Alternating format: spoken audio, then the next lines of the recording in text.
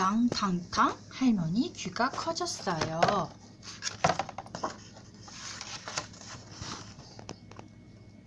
위층 가족이 전에 살던 집은 정말 비좁았지요. 아이들이 조금만 움직여도 식탁이나 의자나 옷장에 부딪히기 일쑤였죠. 그래서 위층 가족은 더 큰 집으로 이사 가기로 했어요. 아이들은 이사하기 전에 집을 먼저 보고 싶다고 엄마 아빠한테 졸랐어요. 결국 온 가족이 집 구경을 떠났습니다. 시골에 있는 새 집은 3층 집이었죠. 그 집은 생각한 것보다 훨씬 더 멋있었어요. 방 5곳 모두 굉장히 넓고 환했답니다. 남쪽으로 베란다도 있었고요. 위층 가족은 온 방을 돌아다니면서 즐거워했어요.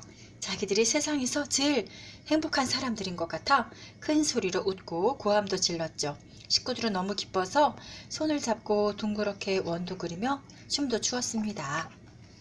그때 초인종 소리가 났어요. 아빠가 말했어요. 손님이 오셨나 보다. 아빠는 깔깔 웃으면서 기분 좋은 얼굴로 문을 열었죠. 문을 열자 웬 할머니가 다짜고짜 소리부터 꽥 질렀어요. 아니 도대체 왜 이렇게 시끄러운 거예요? 조용히 좀 해주세요. 천장이 다 무너지겠어요. 아빠가 물었어요. 누구신지요? 할머니가 대답했어요. 아래층에 사는 사람이요. 할머니는 휙 돌아서서 층계를 쾅쾅 걸으며 내려가더니 문을 요란하게 꽝 닫았습니다. 아빠가 등 뒤에 대고 소리쳤죠. 기분이 너무 좋아서 그런 겁니다. 엄마와 아이들은 아무 말 없이 우두커니 서서 꼼짝도 하지 않았어요. 아직 한 번도 그런 일을 겪은 적이 없었거든요. 집까지 쫓아와서 그런 심한 말을 하고 간 사람은 한 명도 없었죠. 즐거웠던 마음이 다 사라져 버렸어요. 위층 가족은 새 집에서 나와 아직 살고 있는 집으로 갔죠. 집으로 가는 동안 모두들 한마디도 하지 않았습니다. 얼마 뒤에 2층 가족은 이삿짐을 싣고 새 집으로 이사를 했어요. 새 집에서 처음으로 잠을 잤어요. 카펫을 새로 깐 새 집은 더욱 멋져 보였어요. 아빠가 말했어요. 카펫은 집안을 아늑하고 따뜻하게 하는 것 말고도 발자국 소리를 덜 나게 하는 효과도 있어. 이제 아래층 할머니가 쫓아오는 일은 없을 거야. 그러나 할머니는 다시 올라왔어요. 한 번도 아니고 2번도 아니고 3번도 아니었어요. 날마다 올라와서 아이들한테 잔소리를 해댔죠. 그것도 모자라 커다란 빗자루로 천장을 쿡쿡 찌르거나 난방기를 시끄럽게 두드리곤 했어요. 아이들이 큰 소리로 웃거나 뛰어다니거나 울기만 해도 할머니는 곧장 뛰어 올라왔습니다. 할머니가 올라와 한바탕 소란을 피우고 가면 엄마 아빠는 속상해했어요. 그래서 아이들은 할머니가 뛰어 올라올 일을 절대로 하지 않기로 결심했죠. 언제든지 아주 조용히 있기로 한 거예요. 하지만 가끔은 결심대로 되지 않을 때도 있었어요. 그러던 어느 날 형이 꾀를 하나 냈어요. 큰 소리로 웃거나 울 일이 생기면 아래층 할머니가 듣지 못하도록 쿠션으로 입을 틀어막기로 한 거예요. 하지만 그것도 소용이 없었어요. 오히려 그렇게 하면 집안이 더 시끄러워졌거든요. 어느 날 위층 아이들이 아래층 할머니가 낮잠 자는 시간에 화장실 변기물을 내렸어요. 단지 그랬을 뿐인데도 아래층 할머니는 벌컥 화를 냈어요. 그러자 엄마는 더 이상 참을 수가 없어서 소리를 꽥 질렀지요. 여기는 사람이 사는 집이지 생쥐가 사는 집이 아니야! 화가 난 엄마는 눈물까지 흘렸어요. 그걸 본 아이들은 결심했지요. 뭔가 대책을 세워야 해. 이튿날 엄마 아빠가 시장에서 돌아와 보니 위층 아이들이 집안을 4발로 엉금엉금 기어다니고 있었어요. 아이들이 귓속말로 작게 속삭였죠. 오늘부터 우리들은 생쥐들이야. 아빠가 아이들을 타일렀어요. 그만해라, 어서 일어나! 하지만 아이들은 아빠 말을 들으려고 하지 않았어요. 아이들은 식탁 밑으로 들어가 아무 소리도 안 내고 가만히 있었어요. 저녁 먹을 시간이 되자 엄마가 아이들을 불렀어요. 그때서야 아이들이 살짝 기어나와 의자에 앉았습니다. 아이들은 밥도 아주 조금만 먹었어요. 그리고 서로 귓속말로 말했죠. 생쥐들은 너나 원래 조금만 먹는 거야. 날마다 그렇게 지냈습니다. 아이들은 음식도 잘 먹지 않고 놀지도 않았습니다. 집안을 살금살금 기어다니다가 카페 뒤에 가만히 누워있거나 풀 죽은 얼굴로 구석에 쪼그리고 앉아 있었죠. 엄마는 아이들을 볼 때마다 말했어요. 너희들은 어린이들이야 힘차게 뛰어다녀야지. 하지만 아이들은 그럴 용기가 나지 않았죠. 혹시 그렇게 하다가 너무 시끄럽게 하지 않을까 걱정이 됐거든요. 그래서 그냥 손가락만 움직이며 놀았어요. 가끔 용기를 내서 발을 놀릴 때도 있었어요. 그때는 벌렁 드러누워 허공에 대고 발차기를 하면서 놀았죠. 아래층 할머니는 도대체 영문을 알 수 없었어요. 아무리 들어봐도 아이들 발소리가 들리지 않았거든요. 아이들이 웃고 떠드는 소리도 안 들렸고 울음소리도 안 들렸어요. 아무리 귀를 쫑긋 세우고 들으려고 해봐도 한마디도 들리지 않았죠.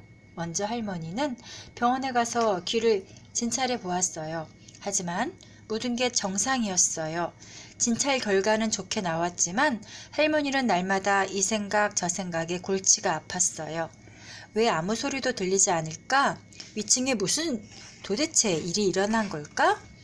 아래층 할머니는 궁금해서 견딜 수가 없었어요. 천장에 가까이 귀를 대기 위해 의자를 놓고 그 위에 올라가 보기도 했죠. 그렇지만 아무리 귀를 종긋 세워도 아이들 소리를 하나도 들을 수 없었어요. 할머니는 혼잣말로 중얼거렸습니다. 정말 믿을 수 없어. 할머니는 의자를 더 높이 쌓으면 소리를 들을 수 있을 거라고 생각했죠. 넘어지면 크게 다칠 텐데도 의자 위에 조그만 탁자를 얹어놓고 그 위에 올라섰어요. 할머니는 높이 올라서서 천장에 귀를 바짝 갖다 댄 채 숨소리도 죽으면서 무슨 소리가 안 나는지 열심히 귀를 기울였어요. 그렇지만 할머니는 아무 소리도 들을 수 없었어요.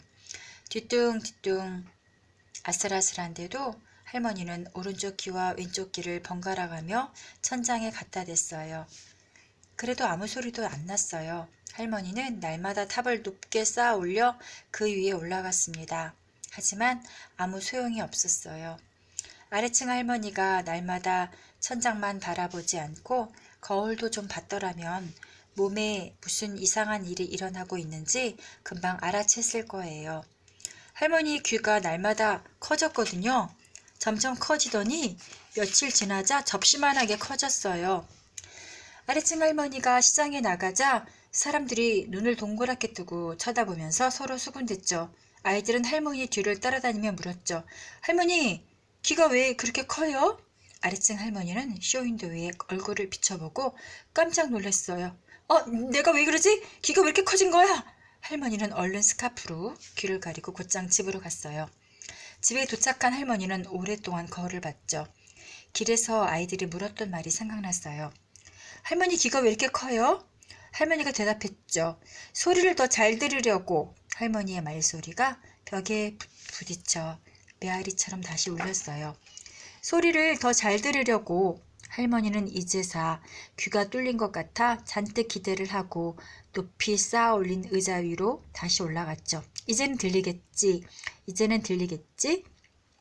할머니는 계속 열심히 귀를 기울였어요. 하지만 위층은 쥐 죽은 듯 조용했어요. 할머니는 실망하고 지친 채 침대에 누웠어요. 할머니는 혼잣말로 중얼거렸어요. 내일은 틀림없이 들릴 거야. 의사는 할머니의 병을 금방 알아차렸습니다. 의사가 말했어요.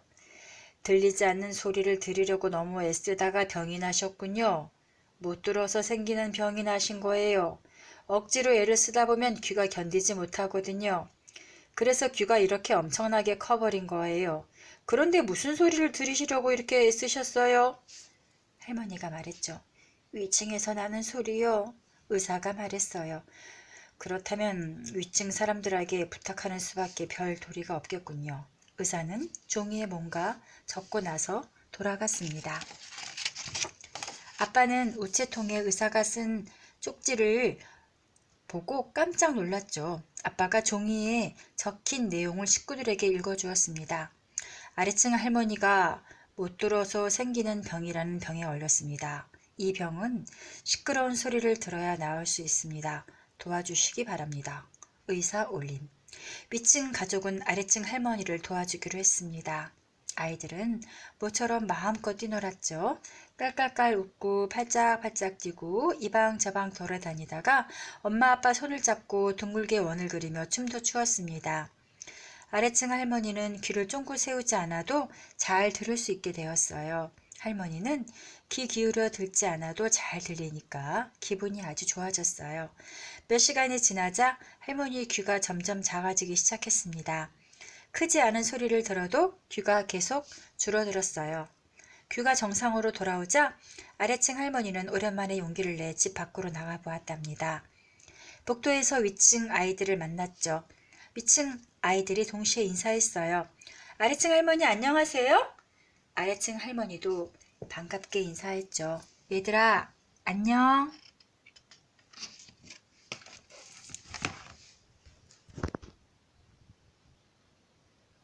여러분은 무슨 소리를 듣고 싶어요?